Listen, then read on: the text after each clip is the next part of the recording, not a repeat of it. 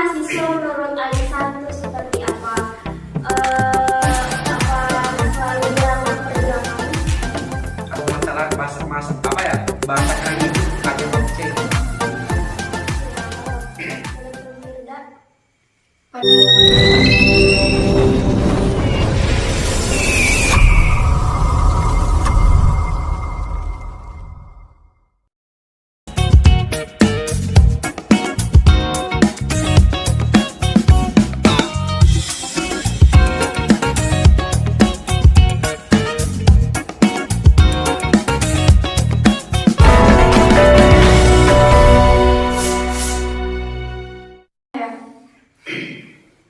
Khususnya sih kalau bisa dari pandangan ya pandang saja gitu diri kita sebagai mahasiswa ini seperti apa gitu. Jadi jangan dulu ke orang lain. Ya, pandang kita kan seorang mahasiswa dan gimana nih seharusnya menjadi seorang mahasiswa itu. Dan menurut saya karena menurut dari Tridharma Perguruan itu sendiri Minum dulu. Tenang. menurut Tridharma dari perguruan tinggi itu sendiri mengenai yang pertama kan ada pendidikan ya, pendidikan, penelitian, pengabdian. Dan yang saya rasakan dari ketiga Tridharma ini, saya baru satu nih mengimplementasikannya, baru aja pendidikan doang gitu. Belum sampai ke penelitian atau bahkan sampai ke pengabdian. Dan itu sih menjadi tanggung jawab kita kan. Tadi juga seperti yang sudah tulisan sebutkan bahwa pengawas itu agent of change ya, penyambung lidahnya masyarakat antara masyarakat dengan penguasa. Dan di sini juga sih rasa bersyukur dan sekaligus tanggung jawab gitu. Karena menjadi seorang mahasiswa itu ya tidak banyak orang, tidak banyak para pemuda di Indonesia ini yang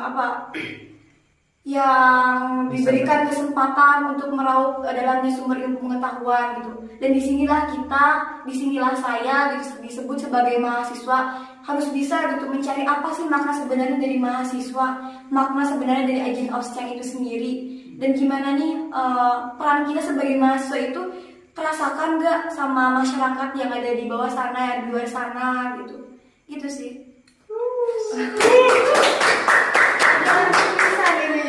Bukan main ketemu. Aja langsung bisa. Tapi kan nggak semua mahasiswa tuh mau. Betul. Makanya kalau saya pribadi lebih baliknya ngacak ke diri saya.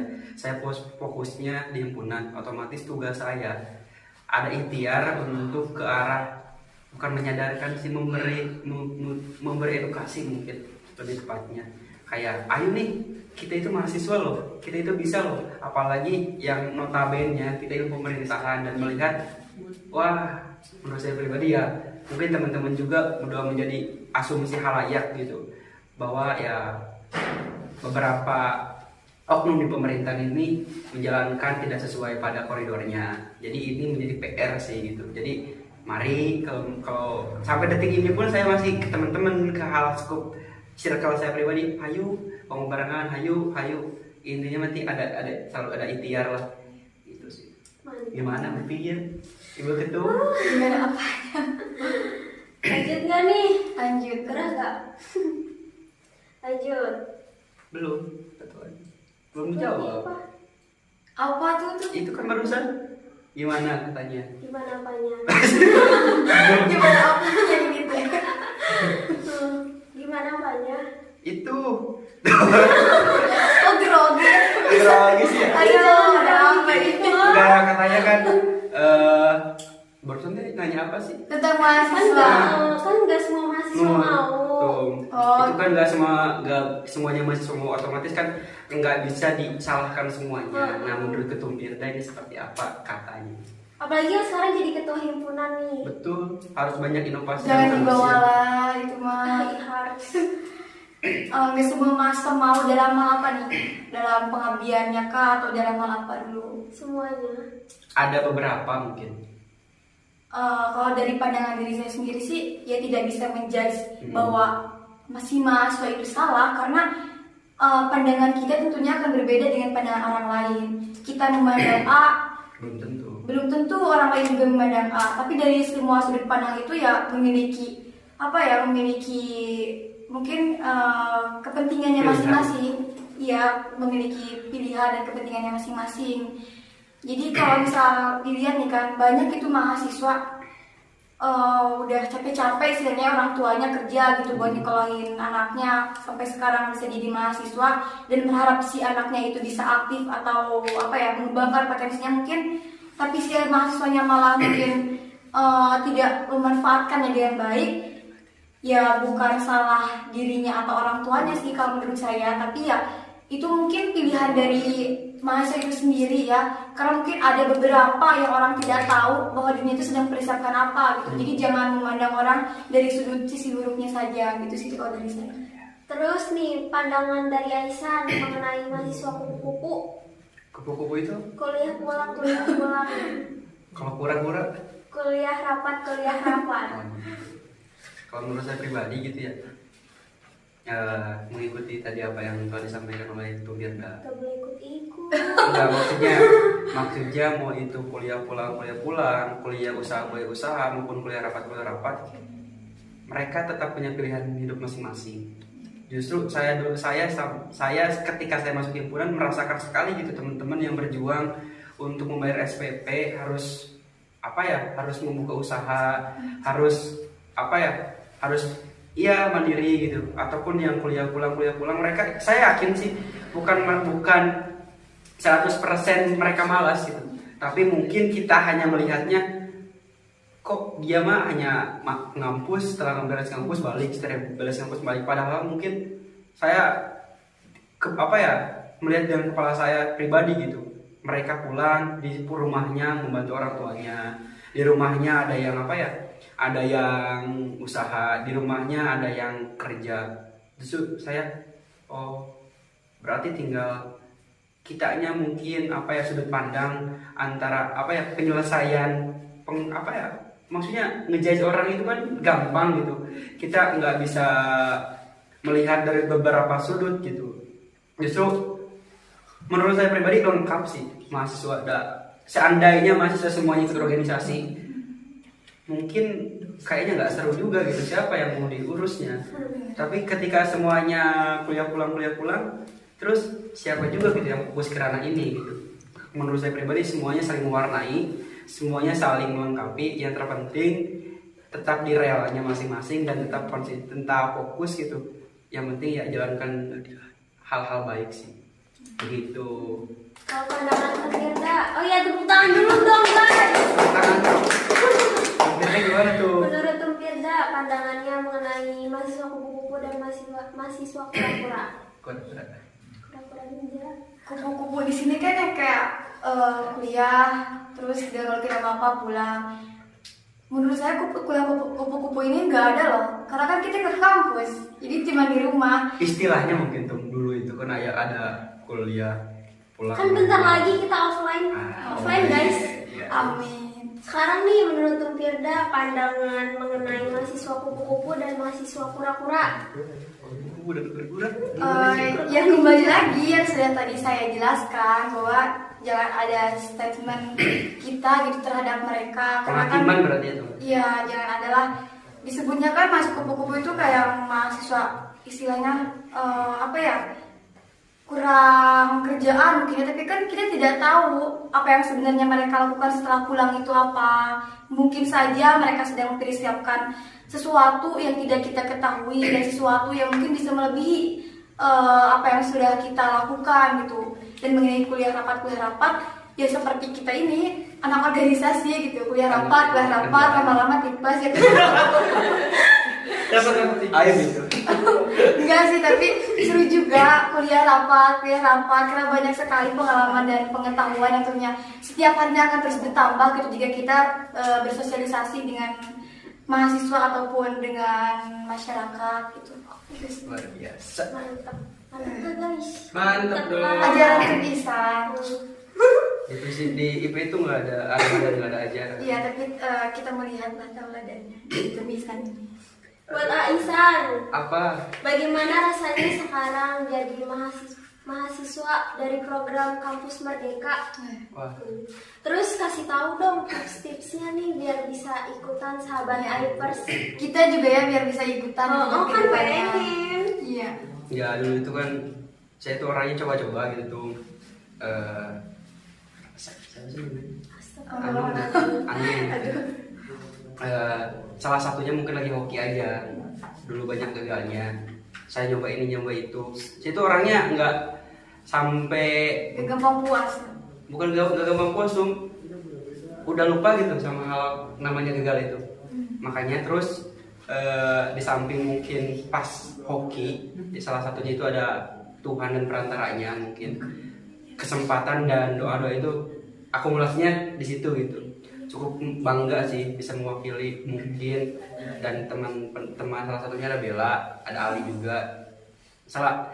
Sebetulnya ini program khususnya untuk semua mahasiswa, makanya sahabat Aipers bisa ikutan lah khususnya untuk semester depan, karena banyak sekali program yang langsung, bukan hanya kita di kuliah saja tuh, kita bisa bisa belajar dengan luar kampus kita, bisa kita belajar dengan adat yang misalnya Sunda nih.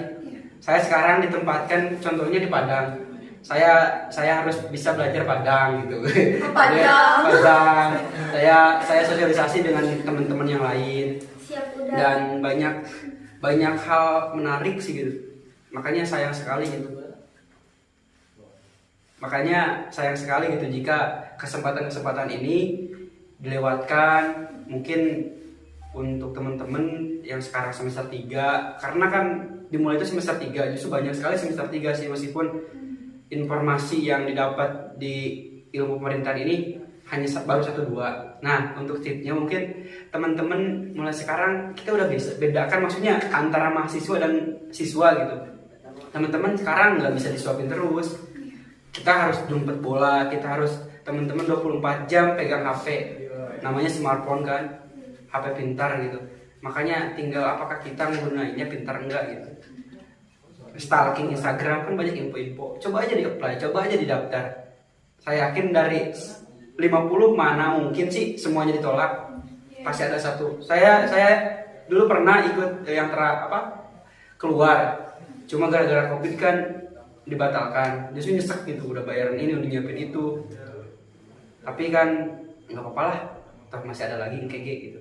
Tapi dan alhamdulillah kan sekarang bisa mewakili IP, dan khususnya menjadi angkatan pertama sih luar biasa gitu di pertukaran Kampus Merdeka. Lika-likunya, wow, ekspektasinya udah lari kemana, tapi kita harus mengukur keadaan.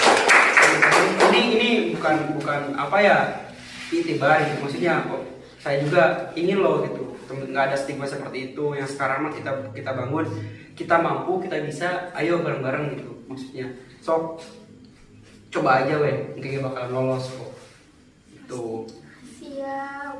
Luar biasa. Nanti setelah himpunan bisa lah mungkin di-apply, ada KKN tematik, ada PKN. pertukaran mahasiswa, ada magang. Sekarang itu ada yang Kemensos kemarin, tapi rata-rata sih persyaratan minimal itu semester 5, semester 3 ya? 3. Semester 3, dan persiapkan mungkin meskipun nanti ya itu ada stigma buruk tentang nilai buat apa sih, tapi yang terpenting, hal yang utama itu kan, khususnya saya sekarang merasakan sih pentingnya fokus kepada tidak hanya di bidang itu saja gitu, tapi hal yang paling tanggung jawab kita terhadap keluarga, salah satunya nilai, salah satunya IPK, itu menjadi wah ternyata ini loh gitu salah satu mana itu. Tepuk tangan dulu dong. Terakhir sebelum kita penutupan, kita ada Q&A dari mahasiswa, Dari sahabat Aipers. iya dari sahabat Aipers intinya mah. Katanya gini nih, menurut Tum Ihsan dan Tum Firda, apa sih baik buruknya mengikuti organisasi bagi mahasiswa? Buruknya, saya menyesal kenapa nggak dari awal gitu betul organisasi. Dan baiknya saya nggak bakalan sebutin, cuma teman-teman silakan ikuti dan teman-teman bakal buktikan, karena kala saya sekarang menyebutkan A, B, C sampai Z gitu, mungkin itu yang dialami saya gitu, tapi yang saya rasakan hal positif, energi baik, mindset yang dibangun dalam organisasi, circle yang mendukung teman-teman yang progresif, itu membuat saya lebih oh ternyata orang diajar iya saya belajar dari ini, dari A, dari B, meskipun ya kita tanpa kita sadari gitu. Tidak ada istilah menyesal saya dalam organisasi. Yang terpenting teman-teman mungkin perlu nyoba sih, khususnya mahasiswa masuk HM himpunan gitu. Karena di himpunan itu ya tuh wah ditimpa sampai dibangunkan sampai ini tuh luar biasa sih. Salut buat teman-teman yang masuk organisasi. Ditunggu buat mahasiswa sahabat Aipers prodi ilmu pemerintahan di himpunan ya. Kalau menurut Tuh, Firda, Baik buruk mengikuti organisasi sih dari buruknya ya. Menurut saya sih nggak ada sih buruknya mengikuti organisasi. Kadang ada orang yang bilang itu organisasi kan ada sesuatu yang harus kita tinggalkan. Dan itu ya kembali lagi benar kata tulisan, mana dulu nih yang harus diprioritaskan tanpa harus meninggalkan gitu. Dan baiknya tentu banyak sih pengalaman, pengetahuan yang pasti kalau belum nyoba ya jangan dulu ngasih kesimpulan gitu. Tak coba maka tak tahu. Jadi ayo cobalah berorganisasi di himpunan mahasiswa pendidik pemerintahan. tak tahu mah kata sayang ya. Itu beda lagi tuh Bang. Ini yang kedua, pertanyaan yang kedua. Peran mahasiswa sebagai agent of change apa sih bacanya? Agent of change. Itu bagaimana ya Kak pergerakan dalam organisasi? Menurut saya lakukan dengan koridor dan tupoksi teman-teman. Karena ya agen of change ini kan apa ya, cakupannya luas teman-teman. Kita fokus buat tanggung jawab buat diri kita saja, nantinya implikasinya kan bisa merubah salah satunya keluarga, lingkungan sekitar, skup terkecil sampai nantinya bisa merubah hal luas gitu. Jangan terlalu apa ya, lari dari kenyataan lingkungan kita gitu, skup kita. Lakukan saja hal kecil apapun yang itu menurut kita baik dan menyenangkan tentunya sesuai kesan kita. Itu nantinya akan menjadi akumulasi toh nanti untuk apa ya, istilah agen of change gitu atau bukan hanya agen of change sih menurut pribadi, tapi langsung ikut andil dalam perubahan itu gitu. Itu sih simpel dari saya. Lanjut Bu Firda, apa tuh Firda? Tuh Firda lah. Tuh Firda. Berbicara agen of change ya, agen perubahan gitu. Dan yang saya rasakan yang pertama sih ya perubahan dalam diri saya pribadi gitu. Sebelum saya memberikan perubahan terhadap orang lain ya saya sendiri harus bisa merasakan arti dari sebuah perubahan itu gitu. Sebelum nantinya bisa memberikan impact yang baik kepada orang lain. Dan tentunya sebagai seperti yang sudah disebutkan oleh Tung Ihsan, intinya ya kita harus bisa konsisten dengan apa yang sudah kita komitmenkan. Dan yang pasti segala komitmen itu tentunya baik untuk diri kita yang akan memberikan impact yang baik untuk masyarakat luas gitu. Tepuk tangan dulu dong buat narasumber kita. Ini kayak pertanyaannya kelas-kelas gitu ya. Saya aja nyampe hampir nggak bisa jawab. Beribasan hati Nah, itu pertanyaannya berarti sahabat di Pers ini luar biasa sekali. Benar. Sebelum penutupan podcast kali ini udah tahu belum nih tagline Aipers? Gimana? Udah tahu? Gimana tuh ajarin Kayak gini nih, ikutin. Salam. Satu. Aipers. Yuk, Harus dicium dulu. Iya dong. Ayo mulai. 1, 2, 3. Salam satu Aipers. Kurang kompak. Lemes banget sih, belum makan ya. Sama. Ayo. Ayo, ulang. Kompak itu sama anu. 1, 2, 3. Salam satu Aipers. Terima kasih ya buat sahabat Aipers yang udah nontonin dari awal sampai akhir. Jangan bosen-bosen nontonin podcast kita. Jangan lupa di subscribe, di like, komen, dan share ke teman-teman kalian. Dadah, sampai ketemu di podcast selanjutnya.